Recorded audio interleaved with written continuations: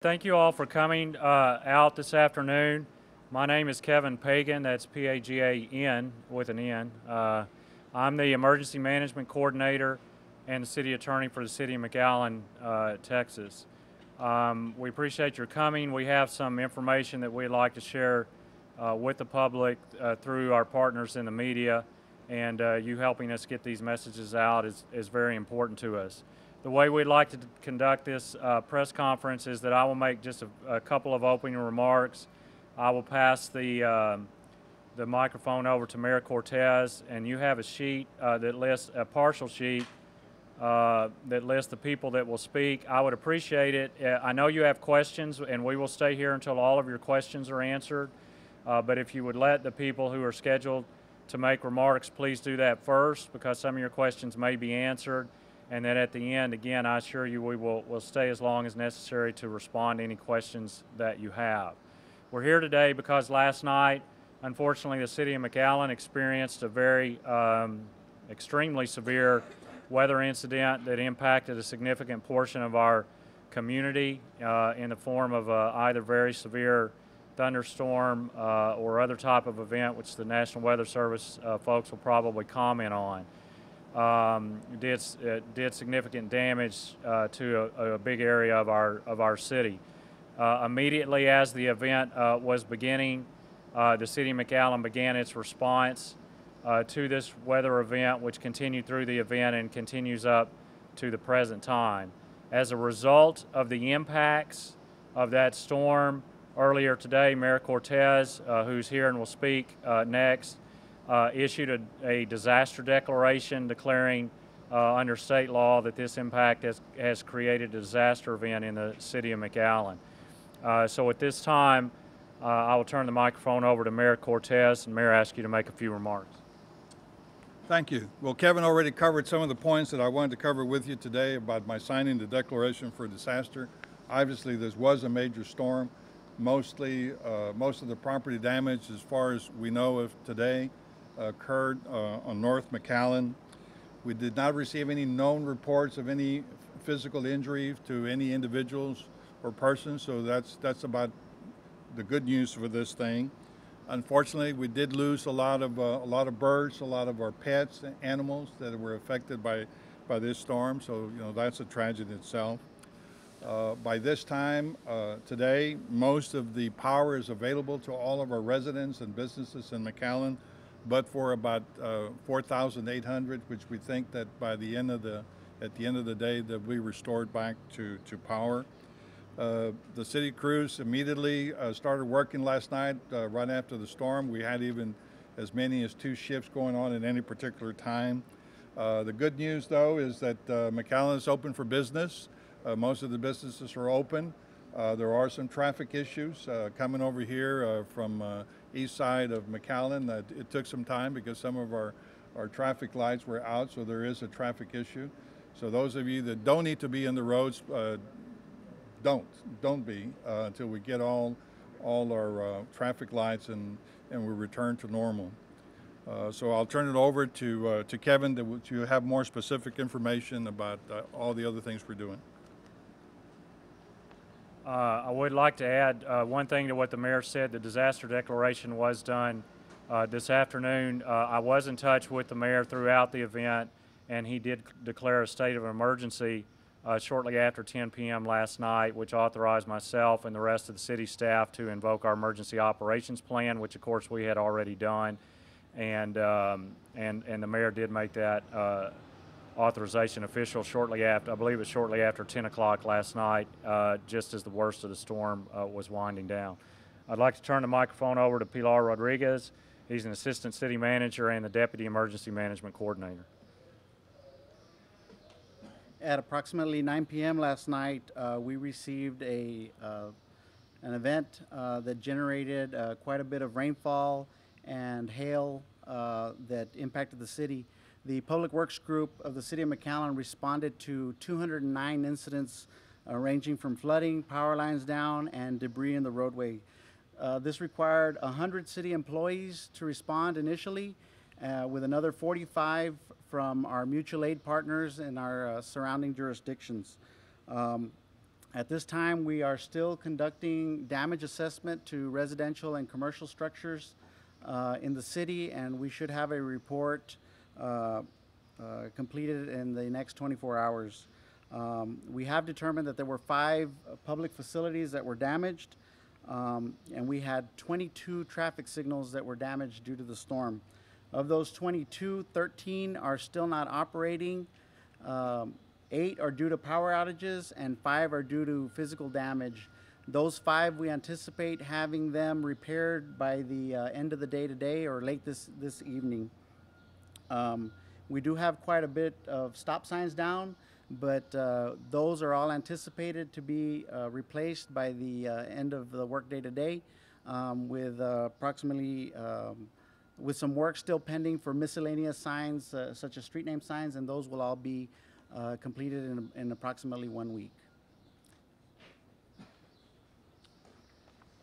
Thank you, Pilar. Next, let me ask Police Chief Victor Rodriguez. Good afternoon. We also thank you for coming out this afternoon. There are 3 things that go into somewhat successfully managing an event like last night in our community like McAllen. That's preparation, response, and now we're in recovery. I think the city of McAllen should be quite proud. The citizens should be quite proud that we've had a team like this that went to work immediately right after we were notified of the storm and started experiencing the storm. McAllen PD no different. And because of the preparation that the city of McAllen undertakes on a regular basis, the response was quite effective last night. We believe that in spite of the severity of the storm, we were able to keep our personnel in a response mode out throughout the night, and we were able to keep property loss that may be attributed to criminal behavior. We were able to keep that to a minimum last night. We owe a debt of gratitude also to our partners at DPS. We were able to engage them last night and bring them into our city to assist us to make sure that we were able to secure the city of McAllen until such time that we were able to assess the damage this morning. So overall, on behalf of the city of McAllen Police Department, we were able to manage the crisis last night and deliver service and protect people and property in the city of McAllen. Thank you for being out here, and we'll answer your questions in a few minutes. Next, let me ask the McAllen Fire Department Fire Chief, Chief Roy Rubio, to make a few comments. Good afternoon. Echoing what Chief Victor Rodriguez just mentioned to you, we are in recovery phase at this time. The McAllen Fire Department was also very involved last night after receiving the first initial calls to respond and assist our citizens in our community. We estimated we responded as of 1:30 this afternoon from 8 o'clock last night to approximately 217 calls received by 911. Where fire department was dispatched to, the majority of them being, 75% of those being rescue calls where we were called out to assist to rescue personnel or remove citizens in our community from stranded motorists or water in the homes, to where we had to evacuate them to safer ground or to shelters. Structure fires, we had a couple of 2-3 structure fires that also we responded to. Personnel throughout the night and as of today are still responding to wires down that are being answered and assisting citizens in our community where there might be power wire down, and we have notified AEP in every event. We have also, excuse me, kept our personnel informed, and we've kept a crew of approximately 50 firefighters on board throughout the remainder of the day to answer any other calls that we might receive throughout the remainder of this event. And we're proud to say that the McAllen Fire Department also did their part to keep this community safe and assist in every which way possible the citizens in our community during this event. And we will answer any questions you might have at the end of this presentation. Thank you. Let me go out of order here if I could. I want to stick with the city departments first, and let me ask Sally Galvic, Director of Parks and Recreation, next.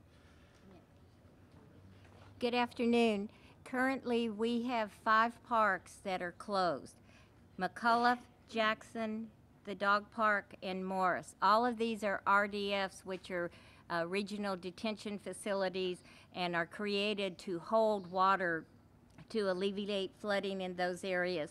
These will be closed until Monday, and then we'll reevaluate the water levels in those RDFs. The last park is Bill Shoup. We have had substantial damage in Bill Shoup with trees down and with the amphitheater area, so that park is closed so that we can do cleanup in the area. All other parks are open, but we have substantial damage in Municipal and La Vista. We are in the process of removing trees, and we would ask the public, just if they are going to go out to those parks, to be extremely careful in them. We have substantial tree damage and down trees on both the Second Street Trail and the Bicentennial Trail. We have been removing trees all day long, and we will be working the rest of this afternoon and all day tomorrow to remove trees. Our West Side Ball Field Complex is up and running, and there will be softball games there tonight. All of our community centers are open, although we do have the gym area at Las Palmas that is closed due to some roof damage. We do have a shelter that was opened last night at Las Palmas Community Center. We had 15 people there. It is not opened at this time. And all of the rentals for our recreation, other parks and that have not been canceled for this weekend. So anybody who has a rental, our parks will be up and running for them. Thank you. Next, let me ask from the National Weather Service, is it going to be Doug or Barry? Doug?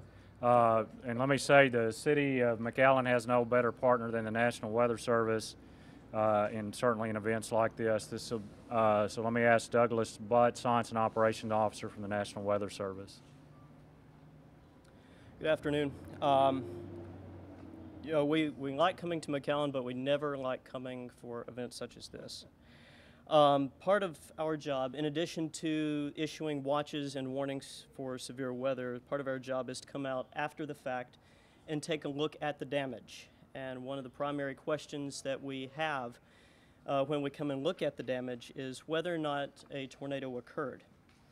My partner and colleague Barry Goldsmith and I have been out here since about 7, 8 o'clock this morning and looking at all sorts of damage, and so far we have not found any evidence of a tornado with this storm system. We have found lots of wind-driven hail. We're talking wind speeds of 70 to 75 miles an hour, blowing around hails larger than baseballs in some cases. And we still have several homes around the city that have 2 to 3 foot drifts some 12 to 15 hours after the fact with half-dollar-sized hail in the hail drifts. Lots of roof damage, numerous windows blown out, at least one window on the north side of every building has been blown out. Numerous trees defoliated and in some cases even debarked. So far we have found the worst of the damage to be the southern extent around Pagan, extending east towards 2nd Street, west toward 16th Street, even though there was some reports of hail over to, evidence of hail over to Shari Road, and may extend a little forth of Nalana, and we will be investigating that after the press conference. In addition to the wind and the hail, we had 4 to 6 inches or more of rain just in the McAllen area alone, and several feet of water still ponded around the city. Thank you. Those are the formal remarks. Let me add a couple of things, if I could, just by way of announcements. First of all, we're always very concerned about our elderly residents and those that are otherwise homebound. There's already a couple of services in place for those folks. Let me mention a phone number, and those of you that possibly can, if you would help us get this phone number out, it's 681-3200. Elderly and disabled residents that need help either with sheltering or with debris removal or just about anything else that they may have difficulty with. Our CDBG, that's our block grant program staff, will be helping them and helping them apply for aid. As well, McAllen Affordable Homes, which many of you know is a Low and Moderate Income Housing Program has already issued a press release announcing a program, an emergency immediate program to help folks in those programs or that are eligible in those programs for repair and rehab assistance and just about anything else that issues that, again, low, moderate income, elderly, disabled have. Please get in touch with those folks or else here at the City of McAllen, and we will do everything that we can to assist. I would want definitely to mention the fact that given the relatively short time frame that we had to prepare and the extreme amount of response that we had to do in a very short period of time simply would not have been possible without our partners. Certainly, I want to commend the city staff, as always the case. Public Works, Police, and Fire responded incredibly quickly, professionally, and as they mentioned, certainly mitigated loss of life and loss of property. But in an event like this, as I've said before, as Mayor Cortez has said before, when there's an emergency, we don't respect political geographic boundaries, and neither do our neighbors. And so let me say a special word of thanks to our partners at Cameron County. Oscar Montoya, the County Emergency Management Coordinator, is here and has been throughout the night. The Cameron County Emergency Management staff assisted, as did the cities of Edinburgh, San Juan, Donna, Weslaco, and Mercedes. All of these cities provided people, personnel, or equipment to help us respond to this emergency, and I want to thank them for doing so. Again, as is always, and Chief Rodriguez alluded to this, our partners at the state of Texas have been here throughout the night. Our regional liaison officer, who coordinates with us through the Office of Emergency Management, has been here throughout this event, and our partners at the state have been very helpful as well. Let me mention, just for so that you'll know, if you have questions, or some other people here that are available to answer questions. Yvette Barrera, the city engineer, is here. I mentioned that Oscar from the county is here. Wendy Smith, an assistant emergency management coordinator and assistant city manager. Mark Vega from the public utilities. There are water and sewer folks. He's the deputy manager of the assistant to the general manager is here. Carlos Sanchez, who directs this operation here at Public Works, is here. So with that, those are the prepared remarks that we have, and at this time I'd open it to questions. And the way I'd like to do this, if I can answer the question, I will. If not, I'll kick it to somebody else, and if not, you can ask a specific person. Thank you. Ryan Wolf from Action 4 News. My question was related to the mayor's response. He had activated a disaster declaration. Well, does that only affect workers, or will this benefit people who are in the community, perhaps with relief efforts when it comes to financial losses? Both. It can do the second thing. Of course, a big part of that, Ron, is as we assess the amount of the damage and number of structures and so forth, we absolutely will be applying for assistance from both the state and the federal government, for both the government and for private individuals that may have damage that was uninsured and so forth. All of that will have to be worked out over the coming days and weeks to determine what we are eligible for, but the mayor's disaster declaration is the first step in requesting that assistance from the partners. That citizens can take? Do they need to do stuff now? Documentation? What are you urging? Absolutely, they need to document it. You know, in this day and age, fortunately, everybody's got cameras and cell phones with cameras, but they can help us and themselves by documenting carefully the damage that they sustain to their certainly to their private residences or their businesses, by maybe writing little logs of events as they occur, keeping very close tab on receipts for expenditures that they have to make in emergencies, whether they end up getting state, local, or federal assistance.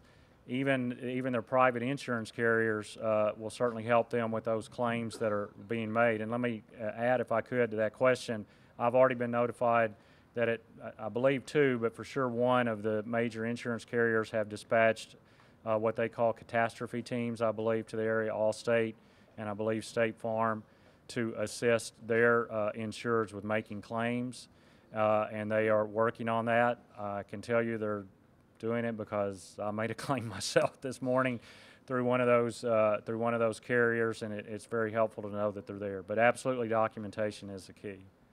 Yes, sir. What is the city doing to prepare for hurricane Well, we're doing what we always do. I hate to say it, but in some respects, events like this help us dust off our plans and get prepared. But we are continuing to prepare for hurricane season by reviewing our plans, preparing our plans, and exercising. After last night, I'm not sure we're going to need another exercise before hurricane season. Yes, sir.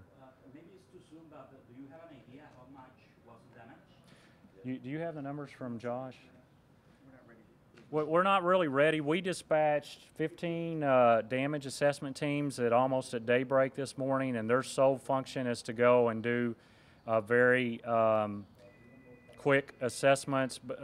We call them wind chill surveys. They drive by all of the areas that were damaged. They start in the area outlying areas to eliminate whether there was damage in those areas or not, and then they work their way in to the areas that were hardest hit. And as you heard folks from the National Weather Service allude, that seems to have been roughly from Dove to Pecan, and again very roughly from 23rd to McCall. I know there are people out there going to hear this say, hey, I was damaged too, but in terms of the concentration of the impact, it seems to have been in that area. So our damage assessment teams will focus on those areas, and I think within a day or so they will have a very preliminary damage assessment for us that includes both privately owned property, residences and businesses, as well as government, city-owned properties. Mr. Pilar, ¿cuántas personas estuvieron participando en todos estos trabajos que se hicieron el día de ayer por la noche o durante la madrugada? Más o menos. Eran 100 de la ciudad de McAllen y 45, como se dice en inglés, mutual aid. Eran las ciudades en Edimburgo, el condado de Cameron, el condado de Hidalgo, Westlaco, Mercedes, y Donna nos ayudaron. ¿Los daños se causaron en un área más o menos de aproximada de cuánto? ¿Una milla, 2 millas? Pues en la área que el señor Pagan, del Dove hasta como Pecan, de la calle McCall hasta la 23, más o menos en esa área fueron donde todos los trabajadores andaban anoche. Yes, sir. This question is probably for Chief Rodriguez, but any concerns in events following this? It takes a couple days. People may not have gotten their windows boarded up. Looting still a concern over the next few days.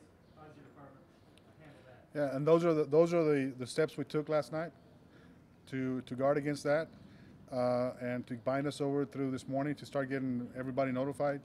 At this point in time, we have no information about someone not knowing about the property, so we feel relatively comfortable saying that most people that have property damage already are aware and are already addressing their assets. Any reports of any looting last night? No, we took very strong measures last night to prevent that. To the people from the National Guard, do you have a name for this situation? I mean, it was a regular storm, or what kind of storm was that? Yes, sir. We don't name severe thunderstorms like this. They can come and flare up with just a little bit of help from the atmosphere, and that's what we saw happen yesterday. A lot of things came together just right, and they came together over a big populated area. The valley has had its share of severe weather over the past, but it's not very often that we see it. The last big event like this in the valley was probably the Brownsville hailstorm on April 8, 2003. So we wait about 9 years and we have another one here in Hidalgo County. But a lot of things came together just right yesterday to cause this particular storm. If we have a name for the actual storm that nailed McAllen, we call that a supercell thunderstorm, which is very well organized, has air rushing up into the clouds very high, which form those big hailstones that fall out, and what goes up must come down, which helps to create the wind combined with the hail, and that's what produced all the damage that we saw. How rare is it to have hail spread over that long a period of time? It is pretty rare. I mean, the storm developed nicely, and then it slowed down for about 30 to 45 minutes. Most of the people that we've spoken with have reported any duration of hail from as little as 30 minutes to as much as over an hour. And that is very rare indeed, even in a supercell thunderstorm.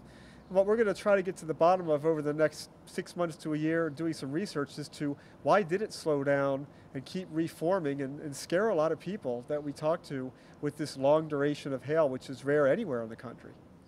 Señor alcalde, disculpe, ¿tiene ya más o menos una estimación de los daños causados por esto? No, a este momento no sabemos ninguna figura de cuánto nos ha costado esto. Se estaba